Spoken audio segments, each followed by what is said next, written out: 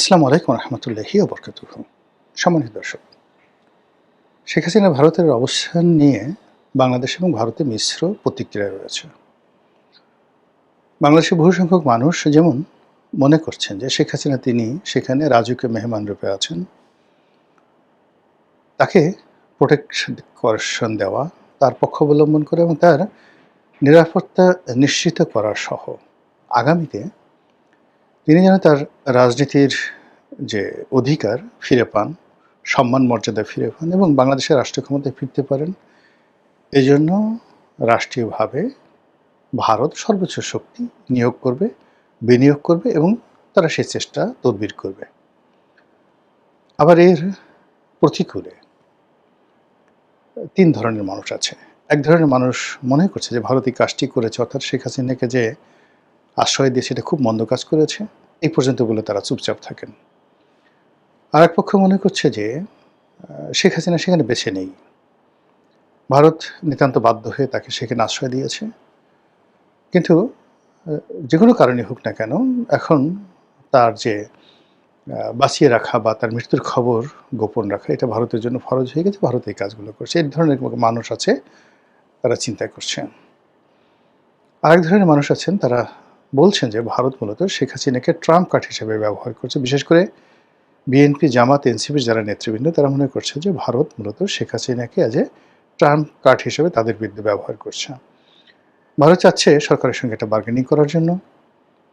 বাংলাদেশের সঙ্গে ভারতের ইতিপূর্বে যে সকল চুক্তি রয়েছে সেই সকল চুক্তি যেন সরকার বাতিল না করে। ২ নম্বর হলো যে বাংলাদেশের সঙ্গে ভারতের যে চলমান সম্পর্কগুলো রয়েছে এবং ভারতের এখানে কিছু চাওয়া পাওয়া আছে। বিশেষ করে জঙ্গিবাদ, তারপর এখানে বাংলাদেশে চীনের উপস্থিতি এবং আধিপত্যবাদ, চীনের বিনিয়োগ এবং একই সঙ্গে ভারতের সঙ্গে যে সকল করিডোর রয়েছে এবং ভারতের যে সকল বিদ্রোহী গ্রুপ রয়েছে সেই বিদ্রোহী গ্রুপগুলোকে যেন বাংলাদেশের মাটি থেকে প্রমোট করা না হয়, এ ব্যাপারে ভারত বাংলাদেশের পক্ষ থেকে একটা স্ট্রং সাপোর্ট তারা চাচ্ছে, যে সাপোর্টটি একসেটিভাবে তারা ২০০৯ থেকে একেবারে ২০২৪ পর্যন্ত চোখ বুজে তারা এটা পেয়েছিল, আদায় করেছিল শেখ হাসিনার মাধ্যমে। কাজেই শেখ হাসিনাকে ব্যবহার করে মূলত ভারত এই বার্গেনিংটা করছে। এটা হতে পারে, নাও হতে পারে, কিন্তু মূল যে ব্যাপারটি সেটা হলো রাজনীতিবিদদের নিয়ে রাজনৈতিক বিচার থাকবে, বিশ্লেষণ থাকবে, যেটিকে আমরা ইংরেজিতে বলি স্পেকুলেশন, সেটা থাকবে, স্বাভাবিক ব্যাপার। কিন্তু সমাজের যারা বুদ্ধিজীবী তারা যদি ইন্টেলেকচুয়ালি করাপ্টেড হয়ে যায়, তারপরে রাষ্ট্রের চতুর্থ স্তম্ভ বলে বিবেচিত সংবাদপত্রগুলো যখন কোনো একটি সংবাদকে ধামাচাপা দেয় এবং নতুন একটি সংবাদ তৈরি করে, তখন সেটি পুরো রাষ্ট্র ব্যবস্থাকে, রাষ্ট্রের বিধি ব্যবস্থাকে, রাষ্ট্রের স্বাধীনতা এবং সার্বভৌমত্বকে হুমকির মুখে ফেলে দেয়। শেখ হাসিনার পতনের যে সকল মূল কারণ ছিল, যেগুলো ধীরে ধীরে ধীরে ধীরে ধীরে তাকে পতনের দিকে নিয়ে গেছে, এই কাজটি শুরু করেছিল সাংবাদিকরা। তার পক্ষে নানা রকম ন্যারেটিভ তৈরি করত, তাকে জ্ঞানী, মহাজ্ঞানী, পৃথিবীর শ্রেষ্ঠ, সৎ, সবচেয়ে বেশি পরিশ্রমী, নানা রকম উপাধি, মানে এক সপ্তাহ পর পর নিত্য নতুন উপাধি সাংবাদিকরা তাকে না দেওয়া পর্যন্ত তাদের ঘুম হারাম হয়ে যেত। অধিকন্তু যখন তিনি সংবাদ সম্মেলন করতেন, ওটা তার একটা মানসিক রোগে পরিণত হয়েছিল। সাংবাদিকরা সেখানে যেতেন, প্রশংসাসূচক বক্তব্য দিতেন ৩ ঘন্টা ৪ ঘন্টা, সেখানে একটা it's a relaxation, just like a cinema. এরকম একটা ঘটনা গণভবনে ঘটত এবং এই ঘটনার ফলে ধীরে ধীরে ধীরে ধীরে তিনি সত্য থেকে বিচ্যুত হয়ে যান। তার যে সকল নেতাকর্মীরা তার সামনে গিয়ে সত্য উচ্চারণ করতেন, তাদেরকে তিনি শত্রু ভাবতে শুরু করেন এবং অনেকের জন্য গণভবনের দরজা বন্ধ হয়ে যায়। এরপর দ্বিতীয় স্তরে তার নেতাকর্মী, তার মন্ত্রী, তার এমপি, যাদের সঙ্গে তিনি নিয়মিত যোগাযোগ করতেন এবং সকলের আপা হিসেবে, বোন হিসেবে তিনি যে শ্রদ্ধার আসনটিতে ছিলেন, সেই জায়গা থেকে তিনি হয়ে গেলেন আমলাতন্ত্রের স্যার।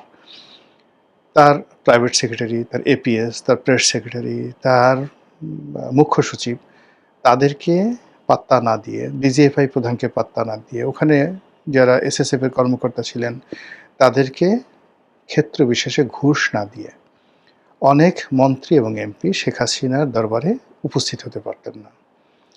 এবং শেষ দিকে দেখা গেল যে বেশিরভাগ মানুষ ওনার দলের একান্ত আপনজন দোয়া, কুনুত, আয়াতুল কুরসি ইত্যাদি পড়ে বুকে ফু দিয়ে শেখ হাসিনার সামনে যেতেন। এর কারণ হলো যেকোনো কারণেই হোক তার মধ্যে একটা ভাব জন্ম নিয়েছিল যে তিনি সবাইকে দয়া করছেন। তার সাহায্য নিয়ে তার দলের সব লোক বেঁচে আছে। তিনি বাংলাদেশের জন্য অপরিহার্য। তিনি যদি কারো উপর থেকে দয়া উঠিয়ে নেন, মুহূর্তের মধ্যে সেই লোকটি যাকে বলা হয় শেষ হয়ে যাবে। এরপরের বক্তব্যটা হলো তার দলের বেশিরভাগ লোক নয়, সব লোক চোর এক্সেপ্ট সে। তিনি বলেছিলেন যে একমাত্র আমি ছাড়া এই দলের মধ্যে অন্য কেউ মানে বিশ্বাসযোগ্য বা সৎ নেই। তো এই যে তার যে বক্তব্য, এই বক্তব্যের ফলে কি হলো, পুরো দলটিকে তিনি চোর বানিয়ে দিয়েছিলেন। এখন এই কথা তিনি কেন বলেছেন, কিভাবে বলেছেন সেটা পরবর্তী ব্যাপার। কিন্তু এইভাবে যে এই যে দূরত্ব তার তৈরি হয়ে গেল নেতা এবং কর্মীর সঙ্গে, একেবারে শেষ সময়টা পর্যন্ত ইট ওয়াজ ফরমাল। এবং আজকের দিনে যে ঘটনাগুলো ঘটছে দিল্লিতে, কলকাতাতে, সব জায়গাতে, এটারই ধারাবাহিকতা। এখন যারা কাজকর্ম করছেন তারা মূলত পদপদবী এবং মনে করছেন যে শেখ হাসিনা ছাড়া আমাদের আসলে কোনো রক্ষা নাই। শেখ হাসিনা আছে তো আমরা আছি, শেখ হাসিনা বেঁচে থাকলে আমরা বেঁচে থাকবো, না থাকলে থাকবো না। এবং এই লোকগুলোকে নিয়ে কেন্দ্র করে যদি কখনো শেখ হাসিনা বাংলাদেশে ফিরে আসেন, তার যে সফলতা এবং তার যে কর্মতৎপরতা অতীতের যে কোনো সময় আসছে আরও ১০০ গুণ খারাপ হয়ে যাবে। অন্যদিকে এই বাংলাদেশে যারা আছেন তারা প্রায় সবাই মোরাল ক্যারেজ হারিয়ে ফেলেছেন। সামনে এসে আমি আওয়ামী লীগ করি এই কথা বলে ৩২ নম্বরে গিয়ে সামনে দাঁড়াবে, বঙ্গবন্ধু এভিনিউতে দাঁড়াবে, এমন কোনো মানে শক্তি বাংলাদেশে নেই। No leaders, no workers. এরপর যদি ধরেন যে সবাইকে অর্গানাইজ করবে দেশের মধ্যে, আপনি হাজার কোটি টাকা দিয়েও কোনো নেতাকে, বাংলাদেশে যারা আছেন এই মুহূর্তে আওয়ামী লীগের অনেক নেতা আছেন যাদের ক্লিন ইমেজ আছে, নেত্রী যদি তাদেরকে বলেনও যে ঠিক আছে তোমাকে সেক্রেটারি বানানো হলো, এমনকি তোমাকে সভাপতি বানানো হলো, তুমি আওয়ামী লীগের অফিসটিকে খুলো, এরকম সৎসাহসওয়ালা বাংলাদেশে একজন নেতা এই মুহূর্তে জেলের মধ্যেও নেই, জেলের বাইরেও নেই।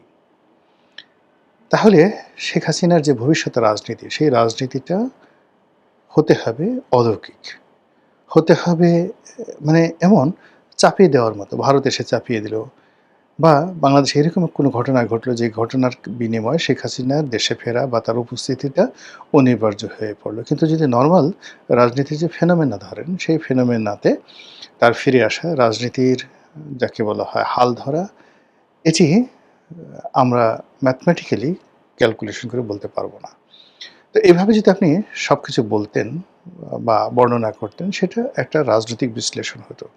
কিন্তু বাংলাদেশের কিছু পত্রিকা এবং ভারতের মোদি বিরোধী, বিজেপি বিরোধী কিছু পত্রিকা যেভাবে শেখ হাসিনাকে নিয়ে নির্মম এবং নিষ্ঠুর তুচ্ছ এবং তাচ্ছিল্য করছেন, যেভাবে তার সম্পর্কে মিথ্যা তথ্য ছড়াচ্ছেন এবং তাকে হেয় করতে গিয়ে মূলত অপতথ্য যেভাবে সামনে নিয়ে এসেছেন, এতে করে ভারত সরকার শেখ হাসিনার প্রতি তাদের যে সমর্থন, সেই সমর্থনটা আরও রেজিমেন্টাল হয়ে যাচ্ছে। ২ নম্বর হলো যে আওয়ামী লীগ এবং শেখ হাসিনার যে অস্তিত্ব, এটি প্রয়োজন অপ্রয়োজন বা যতটুকু আসুক এদেরকে গুরুত্ব দেওয়ার জন্য সরকারের যে সিক্স সেন্স থাকা দরকার, এই অপপ্রচারের ফলে সেই সিক্স সেন্সগুলো নষ্ট হয়ে যাচ্ছে। যেমন ধরুন আপনার সামনে একটা গোকরা সাপ আছে বা একটা রয়্যাল বেঙ্গল টাইগার আছে, আশেপাশের সব লোক ২০০ থেকে ৩০০ লোক দাঁড়ানো, সবাই বলল যে এই গোকরা সাপটা মূলত একটা কেঁচো। আপনার দৃষ্টি ভ্রম হয়েছে, আপনি ভুল দেখছেন। আর এই যে বাঘটা দেখছেন, এটা আসলে বাঘ না, এটা একটা মেসো বাঘ বা একটা বিড়াল। এভাবে ২-৩০০ লোক যদি বারবার বলতে থাকে, একটা সময় আপনি বিভ্রান্ত হয়ে যাবেন এবং আপনার কাছে মনে হবে আসলে ওটা কেঁচো বা আসলে ওটা মেসো বাঘ বা একটা বিড়াল। ফলে কি হলো, যখন আপনাকে গোকরা সাপ আক্রমণ করবে, মেসো বাঘ আক্রমণ করবে, আপনার দৃষ্টিতে আপনার দৌড় দিয়ে পালানোর মতো সময় বা হিম্মত আপনার থাকবে না। তো এই ক্ষেত্রে যেটা হচ্ছে, শেখ হাসিনার জামানাতেও এই যে যারা বৈষম্য বিরোধী আন্দোলন করেছে কিংবা বিএনপি, জামাত, তাদের যে শক্তিমত্তা, পুরো জিনিসটিকে মানে শূন্য করে দিয়ে তার দলের নেতা, কর্মী একেবারে শেষ সময় পর্যন্ত পুলিশ, ছাত্রলীগ থেকে শুরু করে যুবলীগ সবাই বুঝিয়েছে যে এটা কোনো সমস্যাই নেই আপা। কোনো সমস্যা না। 100% সবকিছু আমাদের নিয়ন্ত্রণে আছে। এমনকি যখন তাকে হেলিকপ্টারে উঠিয়ে দেওয়া হয়েছে, তখন হয়তো বলা হয়েছে বিভিন্ন জায়গা থেকে, আপনি জাস্ট ২৪ ঘন্টার মধ্যে আপনি ফিরে আসবেন। আমরা জাস্ট পরিস্থিতি সামাল দিয়ে ২৪ ঘন্টা পরে আপনাকে আবার নিয়ে আসছি।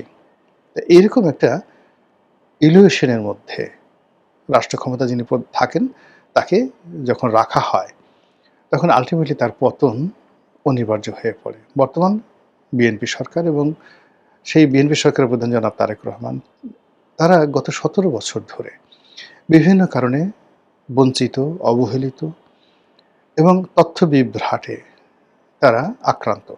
তারেক রহমান সাহেব লন্ডনে ছিলেন, তার বেশিরভাগ কিচেন ক্যাবিনেটের লোকজন লন্ডনে ছিলেন। বাংলাদেশে যারা ছিলেন প্রায় সবারই মেরুদণ্ডের সমস্যা আছে। তাদের যাকে বলা হয় সাইকোলজিক্যাল প্রবলেম আছে। এর কারণে ১৭টি বছর ধরে অর্থনৈতিকভাবে তারা পঙ্গু হয়ে পড়েছিলেন। সামাজিকভাবে তারা অপদস্থ হয়েছেন এবং জেল, জুলুম, হত্যা, হুলিয়া, গুম ইত্যাদির মাধ্যমে তাদেরকে এমন একটা মানসিক অবস্থার মধ্যে ফেলে দেওয়া হয়েছে যে এই সরকারের পতনের পর, মানে আওয়ামী লীগ সরকারের পতনের পর কি হলো, যখন এই ছাত্ররা বিজয়ী হলো, তখন বড় বড় বিএনপির নেতা তারা আবেগে কেঁদে দিয়েছিলেন। ভেউ ভেউ ভেউ ভেউ করে শিশুর মতো তারা কেঁদে দিয়েছিলেন। সেই কান্নার দৃশ্যগুলো দেখেন। তো যখনই একটা পুরুষ বা একটা নেতা এভাবে কাঁদে, ইট মিনস সে ইমব্যালেন্সড হয়ে যায়। এখন সেই ইমব্যালেন্স, ধরেন একটা গাড়ি আছে বা একটা ঘড়ি আছে বা যেকোনো একটা যন্ত্র আছে, সেই যন্ত্রটা যখন এলোমেলো হয়ে যায়, আপনি তাকে যতই রিপেয়ার করেন না কেন, সে আর আগের অবস্থাতে, নতুন অবস্থাতে ফিরে যায় না। তো বিএনপির নতুন প্রাণ তৈরি হবে হয়তো আরও ১০ বছর পরে। কিন্তু পুরনো যে প্রাণগুলো রয়েছে, সেই পুরনোগুলোর প্রাণ এটা যদি গাড়ির সঙ্গে তুলনা করেন, তার সিবি জয়েন্ট প্রবলেম হয়ে গেছে, সাসপেনশনে প্রবলেম হয়ে গেছে, তার স্টিয়ারিংয়ে প্রবলেম হয়ে গেছে, বল বিয়ারিংয়ে প্রবলেম হয়ে গেছে, টায়ার নাই, তারপর শেষে চাকার অবস্থা, চাকা টাল হয়ে গেছে, সিটগুলোতে সব মানে মানে উইপোকা ধরেছে। এই অবস্থাতে আপনি দীর্ঘ পথ পাড়ি দিবেন সেই গাড়িতে করে, এটা অসম্ভব একটা বিষয়। তো এই যখন বাস্তব অবস্থা, সেই বাস্তব অবস্থায় প্রায় সব জায়গাতেই রিপেয়ারমেন্ট দরকার। সেই রিপেয়ারমেন্ট না করে আমাদের যে পত্রপত্রিকাগুলো যে প্রচার করছে যে না ২০৪৫ সন পর্যন্ত, ৫০ সন পর্যন্ত তারেক রহমান সাহেব ক্ষমতায় থাকবেন, তারপর জুবাইদুর রহমান, তারপর জাইমা রহমান, ১০০ বছরের একটা মাস্টার প্ল্যান আলটিমেটলি করে দেওয়া হয়ে গেছে।